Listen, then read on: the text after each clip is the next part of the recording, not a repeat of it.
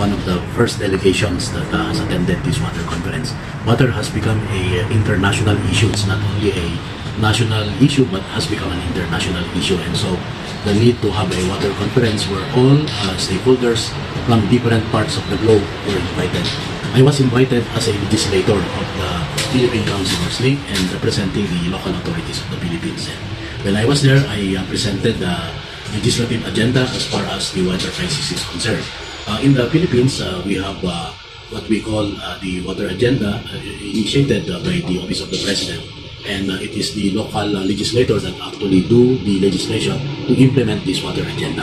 In the city of Baguio, we are proud to say that we have our very own water code, and that is what I focus in, that the city of Baguio in particular is doing something to address water crisis situation as we are having right now.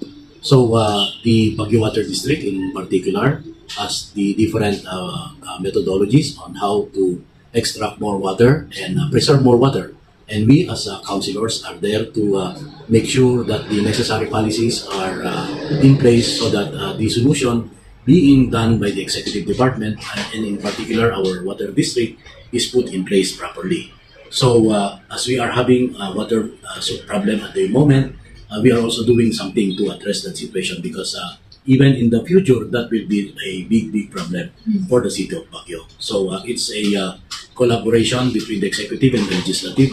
Even if the executive has a good plan for our water problem, it requires the legislative support because the funding, the necessary policies are coming from the council itself. So that was my perspective in going to the United Nations. So I had a different perspective because I showed the importance of a council legislation to properly implement a water solution. So that was what I did. So what I basically learned from this water conference is that water is a problem to everybody, and it requires a solution. They say water is life, and these are one of the main goals of the United Nations to address this situation, particularly the water problem.